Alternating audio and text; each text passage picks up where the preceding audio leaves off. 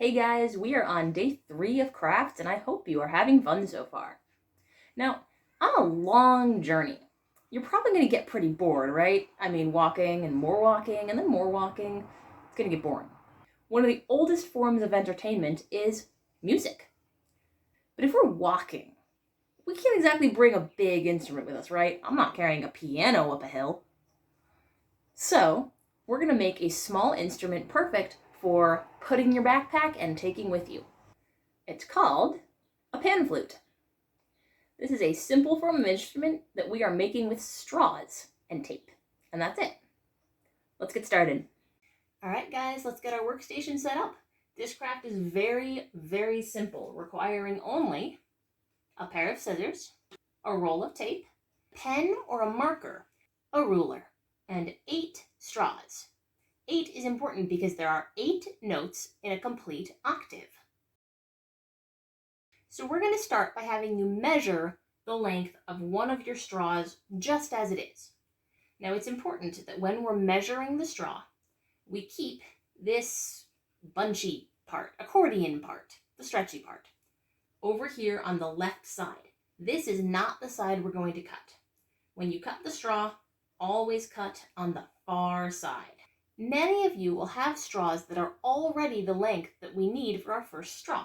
So our first straw needs to be 19.3 centimeters. Mine comes out just about.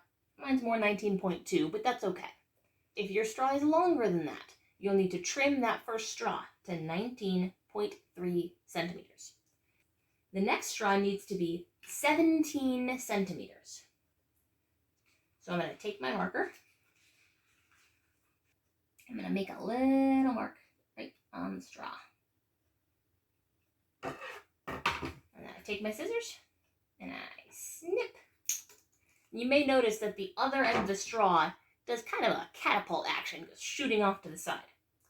You actually want to save this extra little bit. Don't throw it away. And if it went shooting off in the distance, see if you can find it. We'll be using these as spacer pieces to keep the straws we blow across a little bit apart, so it's easier to blow across just one at a time. All right, we take our next straw, again with the accordion bit on the left, and we're measuring to 15.5 centimeters. Our next straw is going to be 14.5 centimeters.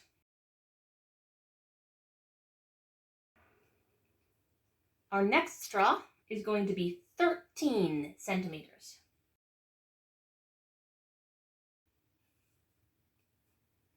Our next straw is going to be 11.5 centimeters. Our next straw is 10 centimeters. And our last straw is 9.5 centimeters.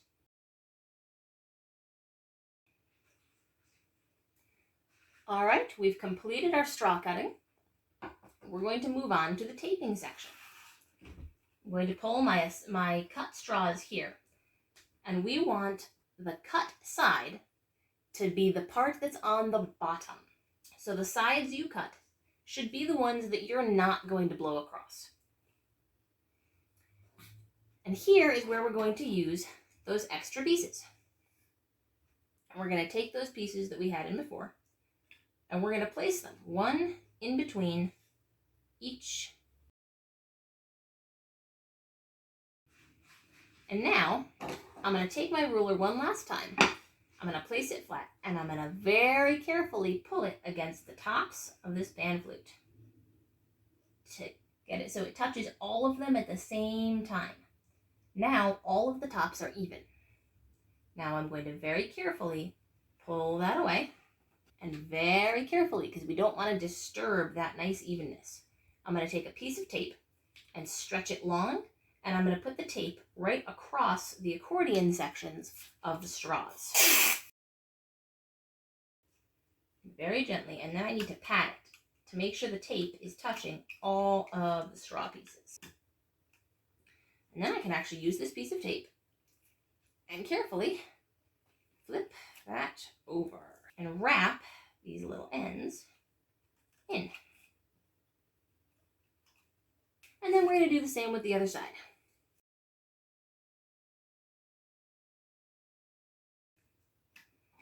Now, a brief note about why we used those specific measurements and why this makes different notes.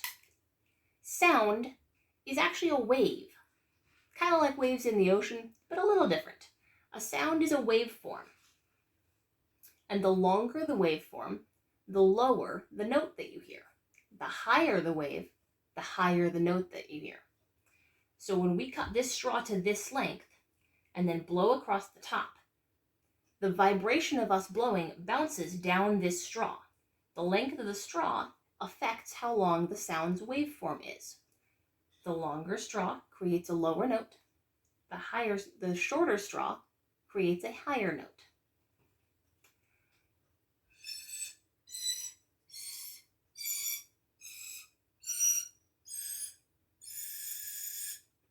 And there is your brief lesson in music theory for today. All right, guys, there are your completed pan flutes. Take a listen for a moment. See how this sounds. Now, watch what happens when I cover the bottom of a straw.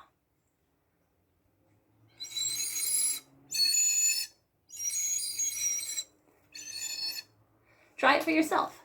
See what happens. Your post-camp challenge for today is see if you can figure out how to play a song on your panpipes. And don't forget about covering the bottom of the holes and see how that changes the sound. Have fun, guys!